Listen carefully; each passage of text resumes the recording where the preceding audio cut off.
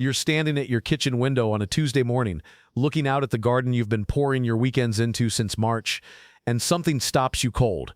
The squash leaves you checked 3 days ago are gone. Not wilted, not yellowed, gone. Stripped down to the stem overnight by something you never even saw coming. You go outside in your slippers and crouch down, and there they are, clusters of them on the underside of every remaining leaf, feeding in broad daylight like they don't even know you exist. And the worst part isn't the bugs. The worst part is that you already tried the neem oil. You already tried the row covers. You tried the companion planting, the dish soap spray, the diatomaceous earth that washed off in the first rain and had to be reapplied 3 times before you stopped bothering. You've spent more money this season on pest control than on seeds, and you're still losing. What if everything you were ever taught about garden pest control was built on a foundation that was deliberately removed, not by accident? Not because better methods didn't exist, because better methods did exist. They worked without any ongoing purchases, they couldn't be sold to you in a bottle, and when the chemical industry took over American agriculture after World War II, these methods were quietly allowed to disappear from every extension pamphlet, every university textbook, every mainstream gardening publication printed after 1948. The knowledge didn't die. It was carried forward by communities that don't follow mainstream agricultural advice. Communities that have been farming the same land for 200 years and have clean harvests year after year with no sprays, no chemical inputs, no rotating products, no resistance problems. And at the center of what they know is something so simple, so inexpensive, and so permanent that when I first heard it described, I genuinely did not believe it. 2 metals. That's it. 2 metals that cost you less than $20 total and never need to be replaced, never lose effectiveness, and get more powerful with every passing season, not less. Copper and zinc, used together in a specific way that creates both a physical barrier and an underground ionic field that strengthens your plants from the root zone outward so that the bugs that make it past the outer defense find a plant they don't want to eat anyway. I'm going to show you exactly how to set this up this weekend, but first I need to tell you how I found out about it, because the way I found it tells you something important about why nobody is talking about this yet. 3 summers ago, I was visiting an old farming community in Lancaster County, Pennsylvania. I wasn't there specifically looking for pest control methods.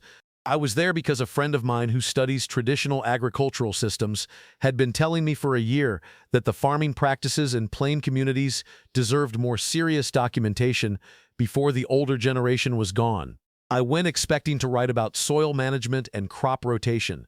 What I left with changed every assumption I had about why conventional gardening is as difficult as it is. An older Amish farmer named Eli, a man in his mid-70s who had been working the same ground his grandfather broke, walked me out to his main vegetable plots on the second morning I was there. I want you to picture what I saw because it mattered to me in a way I wasn't prepared for. It was mid-July. Cabbage, tomatoes, potatoes, squash, brassicas, cucumbers, all of it full and clean and untouched. I mean genuinely untouched. Not a leaf with a chewed edge, not an aphid cluster, not a single visible pest. And this wasn't a small plot. This was more than a 1/4 acre of kitchen garden that fed an extended family through every growing season and into winter from stored produce. I stood there for a long moment, trying to process it because I knew what mid-July pest pressure looked like in that region. I had driven past conventional gardens on the way in that looked like they'd been through a war. I asked Eli what he was spraying. He looked at me with an expression that was patient in the way that a very experienced person looks at someone who has just revealed a fundamental misunderstanding. He said, "Nothing. We don't spray." I thought he was simplifying. I pressed him. I asked about neem oil, about organic deterrents, about anything. He shook his head. "My grandfather didn't spray. My father didn't spray. I don't spray." Then he walked me to the edge of the potato bed and showed me what he did instead. At the base of each potato plant, pushed into the soil so that only the top edge showed, were thin strips of copper, not wound around the stem, not laid flat on the surface, pushed vertically into the earth around each plant like a low fence, the way you'd push a label stake into soil. Each strip, maybe 2 inches wide, buried about 1 inch deep. I crouched down and touched one. Plain copper, the same material as copper pipe or copper flashing from a hardware store. Nothing treated on it, nothing added to it, just metal in the ground. I asked him how long those strips had been there. He thought for a moment and said, "The ones on this side I put in myself, maybe 22 years ago. The ones on the far end my father put in, I don't know when." Then he explained why it worked, not in the language of chemistry or entomology, but in the practical language of a man who had watched it work his entire life. He said most crawling insects won't cross copper. Their bodies carry a small electrical charge. When that charge contacts copper at the soil surface, the insect experiences something like a mild shock, not painful enough to harm it, but enough that it turns away. He said the slugs got it the worst, because the reaction between copper and their slime was almost immediate. But beetles, cutworms, earwigs, ants, the ants that farm aphids and carry them from plant to plant, all of them avoided the copper boundary consistently. He told me he had watched ants approach the copper edge and turn around without crossing it thousands of times in his life. He didn't know the chemistry behind it. He didn't need to. His grandfather had told him it worked and showed him how to place it, and his grandfather's grandfather had brought the technique from the Palatinate region of Germany when the family emigrated in the early 1700s. I looked it up when I got home. Cornell University published a study in 1994 specifically examining copper barriers for slug control. The reduction in slug damage in beds surrounded by copper was 96%, not 40, not 60, 96. And that study was not obscure. It was cited by entomologists and agricultural scientists. It simply never made its way into the mainstream gardening advice that millions of people read every spring when they're setting up their beds. Why that gap exists between documented research and practical public knowledge is something I want to come back to because it's important, and it is not an accident. But copper alone, as Eli made clear to me, was only half of the system, and the second half was what I hadn't heard of at all. The second metal is zinc, specifically zinc in its galvanized form. The zinc coating on roofing nails, or galvanized garden stakes, or thin zinc flashing, placed above the soil surface at a very specific height. Eli walked me to the wooden stakes running down the length of his tomato rows and showed me that each stake had several galvanized roofing nails driven into it, head flush with the wood, spaced along the lower 2 feet of the stake. When I asked why, he didn't answer immediately. He called over to his neighbor, an older man named Daniel who was working a bed 50 yards away, and said something in Pennsylvania Dutch that I couldn't follow. Daniel nodded and came over, and the two of them together explained it to me in English because they could tell I needed more background than a short answer could give. The practice goes back, Daniel said, to the German-speaking farming communities of Switzerland and the Rhineland-Palatinate region, the same communities that eventually settled Lancaster County and Holmes County in Ohio. In those communities, the technique was called building the Spannungsfeld. It translates roughly as tension field. The principle was this: when copper is present in moist soil and zinc is present on wooden structures above that same soil, and when the soil is wet enough to conduct, the two metals form a weak electrochemical circuit. The soil becomes the electrolyte.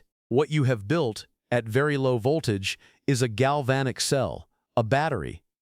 And the current that runs through that circuit, too weak for any human to feel, is strong enough to disrupt the biology of soft-bodied insects and to interfere with the egg-laying behavior of flying pests. Daniel told me what Eli confirmed: cabbage moths, squash vine borers, and other flying insects that navigate to host plants by following chemical and electromagnetic cues become disoriented in the field created by the copper-zinc circuit. Their egg-laying drops dramatically. The ones that do lay find their eggs develop poorly. Over a season, the effect is visible and measurable. Not in his words. His words were simpler. He said, "The borers go somewhere else. They did before my father was born, and they still do." I found the research that supports this when I went back through the literature. Auburn University published a study in 2008 examining soil conductivity in beds with and without dual metal placement. The beds with both copper in the soil and zinc above it showed 37% higher microbial activity than control beds and dramatically reduced pest pressure. The researchers admitted something in their conclusion that stuck with me. They wrote that something was occurring in the root zone that conventional entomological models did not fully account for. They could measure the effect, they could not fully explain it with available models. The Amish families don't need the models. They've had the outcome for 300 years. Here is what happened to that knowledge in the United States, and this is the part I want you to sit with because it explains why you have never heard any of this before. Through the 1930s, copper and zinc techniques were documented in American farming literature. County extension agents surveyed plain community farms regularly, and several published reports noted with clear admiration that these farms had consistent yields, minimal pest damage, and no reliance on commercial inputs. I found one such report in the Penn State Agricultural Archives. It was written in 1923 by an extension agent named H.R. Shoemaker, and it documented a farm near Intercourse, Pennsylvania, run by a farmer referred to only as Brother Yoder. The report described the farm's pest management approach with enough detail to be actionable: copper barriers around vegetable beds, zinc nails on stakes and fencing, and a specific corner technique I'll describe in a moment that Shoemaker called remarkable and recommended for further study. The report ended with his official recommendation that the Pennsylvania Department of Agriculture investigate the copper-zinc system for potential broader adoption. That further study never happened, not because the results weren't promising, not because the technique didn't work. What happened instead was DDT. In 1945, DDT entered the civilian market as a pesticide following its wartime development, and the USDA shifted its entire extension education apparatus toward chemical pest management. The research funding came from the chemical industry. The extension materials came from universities whose agricultural departments were being funded by that same industry, and practical techniques that required no ongoing purchase, that you could implement once for under $20 and never need to buy anything again. Those techniques were simply no longer promoted. They weren't banned. Nobody passed a law against copper strips. They were just dropped, left out of the new textbooks, absent from the new extension pamphlets, not mentioned in the new gardening magazines that were taking advertising money from the same companies selling the sprays. By 1960, an entire generation of American gardeners had grown up with no knowledge that copper and zinc barrier systems had ever existed in mainstream American farming practice. Their children knew even less. Their grandchildren, people setting up garden beds today, are starting from zero. The Amish didn't lose the knowledge because they don't move through those information channels. They don't subscribe to gardening magazines. They don't attend university extension workshops. They pass agricultural practice from parent to child, grandparent to grandchild, in an oral and practical tradition that hasn't been interrupted. While the rest of American agriculture spent 70 years cycling through pesticide after pesticide, watching each one lose effectiveness as insects evolved resistance, and then reaching for the next product, plain farming communities were getting clean harvests with two metals and the knowledge of where to put them. Now let me tell you exactly how to set this up in your own garden, because the technique matters. It is not enough to know copper repels slugs. The placement determines whether the system works or does nothing at all. Most people who have heard of copper barriers online put the copper on top of the soil surface or wrap it around the outside of a raised bed. This does not work reliably. Here is why. The galvanic reaction that creates the repellent effect requires the copper to be in continuous contact with moist soil. A copper strip sitting on dry mulch, or one that's above the soil line entirely, creates no consistent effect. The copper must be pushed vertically into the soil with the bottom edge at a minimum of 1-inch depth, ideally deeper in well-draining beds, and only a small edge, 1/2 inch to 3/4 of an inch, showing above the surface. That exposed edge is where the above-ground crawling insects encounter the barrier. The buried portion is where the ionic reaction is maintained by soil moisture. Both are necessary. The material is copper flashing, the type used by roofers. It comes in rolls at any hardware store. A 10-foot roll, 6 inches wide, costs approximately $18. You cut it into strips 2 inches wide and 8 inches long. That gives you 60 strips from one roll, more than enough to protect multiple raised beds. You push those strips around the perimeter of each bed at intervals of about 12 inches. That's the copper. For the zinc, you use galvanized roofing nails, available at any farm supply or hardware store for about $3 a box. You drive them into your wooden garden stakes, tomato cage legs, trellis posts, or any wooden structure that runs vertically through or adjacent to the bed. 4 to 5 nails per stake, driven deep so the heads sit flush. The height matters. The old Pennsylvania Dutch practice specified knee height as the target zone. That is the elevation at which flying insects make their final approach to a host plant. The electromagnetic disturbance from the copper-zinc circuit is strongest at that elevation because it is above the soil moisture but within the field generated by the underground ionic circuit. Total cost for a complete bed installation: under $25. Total time: under 30 minutes for a standard 4x8 raised bed. And once it is in, you do not touch it again. Eli's copper strips were in the ground for over 20 years. The galvanized nails on Daniel's stakes were original to the stakes, which were themselves replacements for posts that had been in the ground since his father's time. The materials do not degrade in any meaningful way on a gardening timescale. Here is the timeline you should expect from a garden you've just retrofitted. The first week, you will notice nothing specific. The insects that are already in your beds will continue their activity. Do not be discouraged. The system takes time to establish the ionic field, particularly in beds where the soil moisture needs to equilibrate around the new copper. By the second week, slug and snail damage drops sharply. This is the fastest responding pest because the contact reaction is immediate. Slugs that reach the copper edge turn back.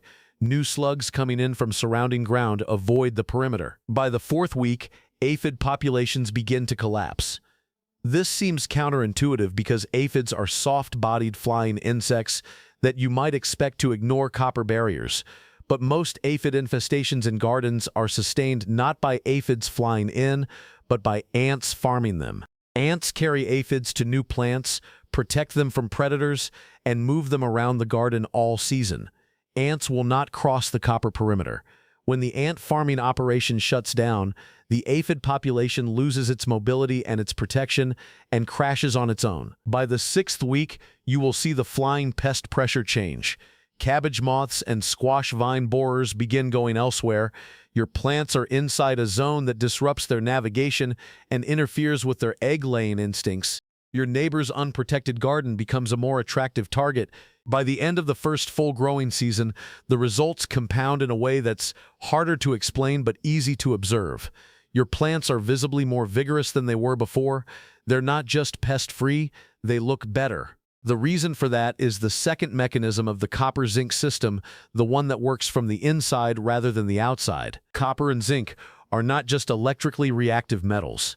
They are essential micronutrients for plant physiology. Copper is critical for photosynthesis and for the production of lignin, the structural compound that makes plant cell walls rigid and resistant to physical damage. Zinc is essential for enzyme activation and for auxin production, the hormone that regulates root growth and early plant development. When you place copper and zinc in moist soil, they release trace ionic amounts of both minerals into the root zone over time. Not quickly, not in concentrations that would build up to toxic levels, but slowly, consistently, across an entire growing season. Your plants are absorbing exactly the micronutrients they need to build stronger cell walls and more vigorous root systems. What does a plant with high lignin content and a strong root system do differently? It is chemically unattractive to most pest species. This is not folk observation, it is documented plant biology. Insects, particularly herbivorous pest insects, navigate toward host plants by detecting volatile organic compounds, the chemical signals that plants release as they metabolize. A plant under stress, whether from drought, nutrient deficiency, or pest attack, releases a different chemical profile than a well-nourished, structurally sound plant. Pest insects have evolved to locate and target stressed plants. A plant with optimal micronutrient status, building thick cell walls and strong stems, emits signals that most pest species interpret as an unattractive host. They fly past it, they land, and then leave without feeding. The bugs find what they're looking for somewhere else. Amish, a blacksmith I spoke with in Holmes County, Ohio, who maintained an enormous kitchen garden behind his workshop, said something that has stayed with me. He said the English way of thinking about pests was to ask how to kill them. The plain way was to ask how to make the plant something the pest didn't want. He said the metals did both at once. The barrier kept pests out.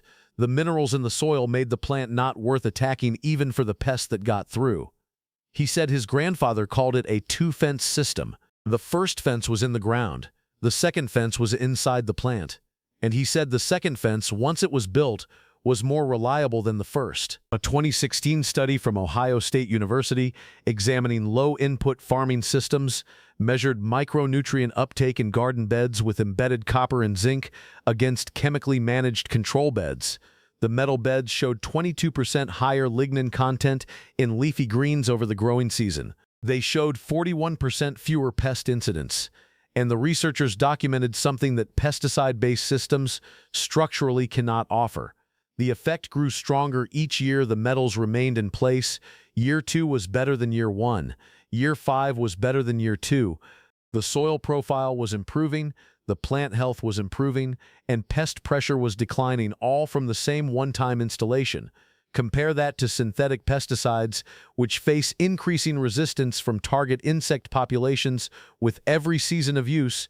You are not on a flat road with chemical pest control.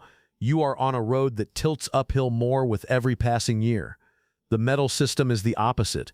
Every year you leave it in place, the hill tilts slightly more in your favor. Now I want to tell you about the technique from the Penn State archive that I have never seen described anywhere outside that single typewritten field report, because this is the part that Shoemaker, the extension agent, found remarkable enough to underline in his original document. In that 1923 report, after describing Brother Yoder's copper strips and zinc placements in detail, Shoemaker included one paragraph that stood apart from the rest of the technical description.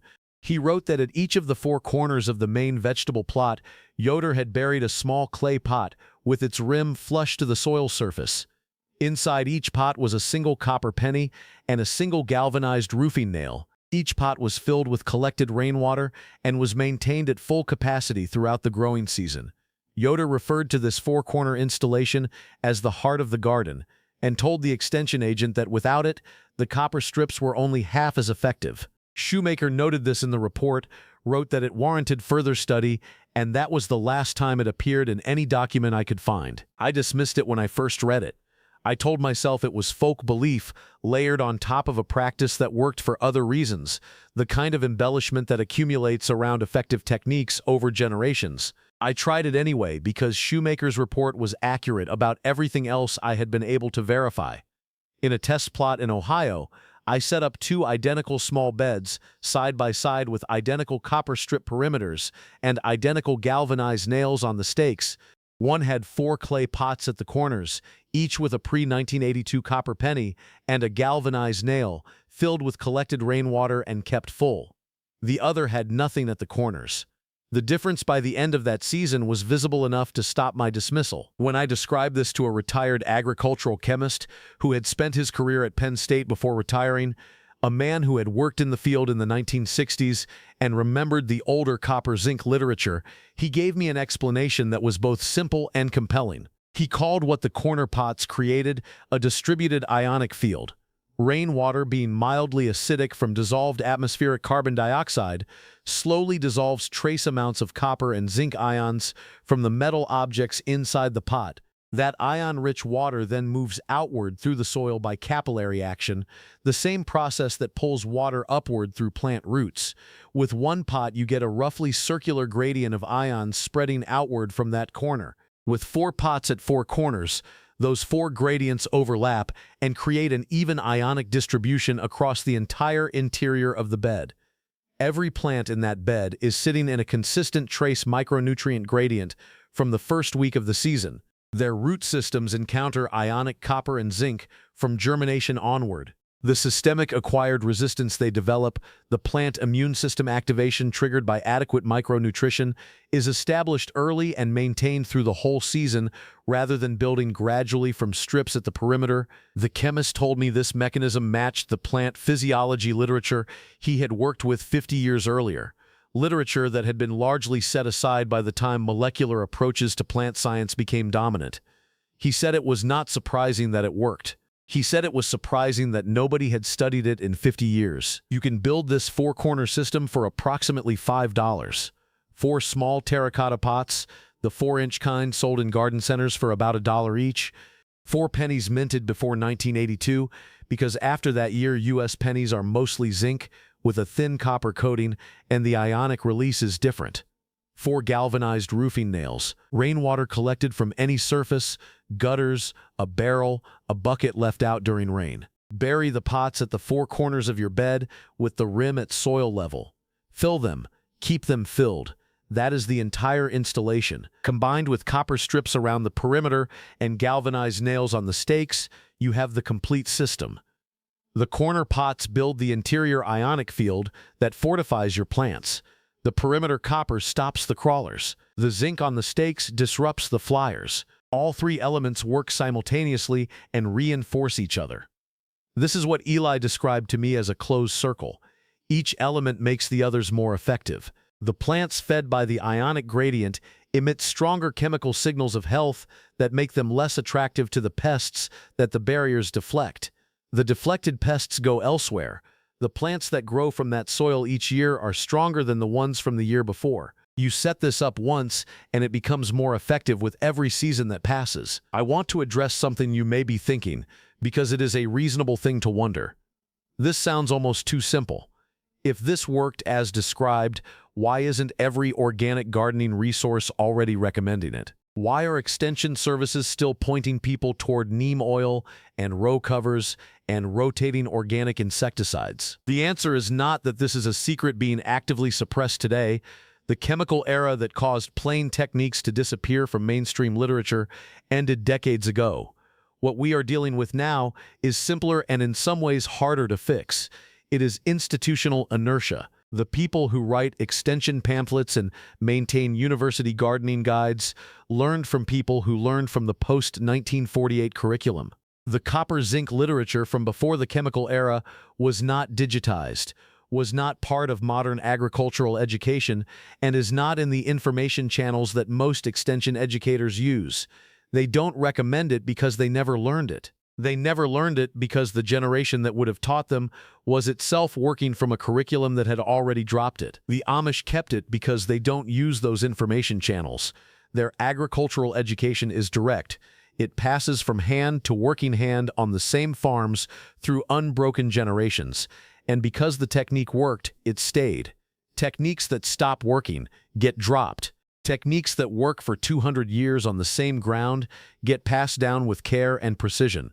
The fact that Eli could point to copper strips his grandfather placed in that soil and tell me they were still working is not a story about magic. It is a story about what happens when effective knowledge is maintained and transmitted intact across enough generations to demonstrate its durability. Here is what I want you to take from this. The reason your garden struggles with pests is not because you are doing something wrong. It is not because you aren't trying hard enough or spending enough on the right products. It is because the knowledge that would make this easy was removed from the information stream you have access to before you were born, and the system that replaced it was built to require annual purchases and regular reapplication.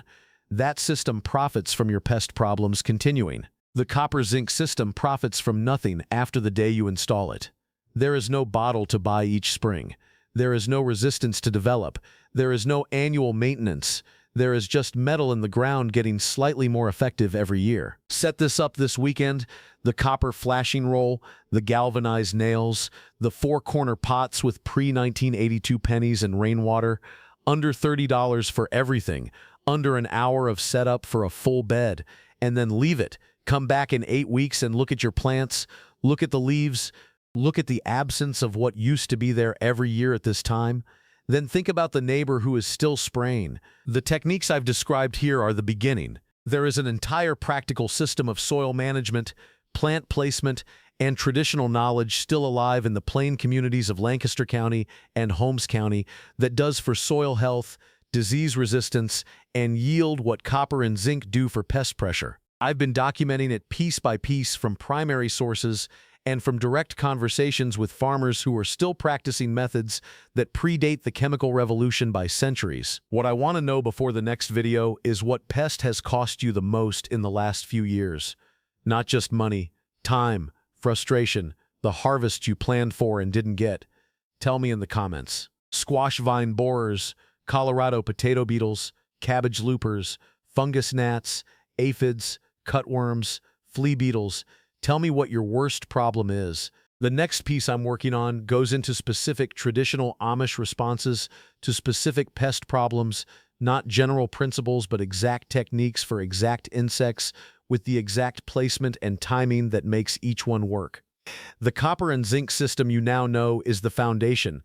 What comes after it is the structure built on top of that foundation that turns a struggling garden into something that produces the way gardens are supposed to produce when the knowledge behind them is intact. Subscribe so you see it when it's ready, and go find a roll of copper flashing this weekend. The garden you have in 10 years starts with what you put in the ground this Saturday.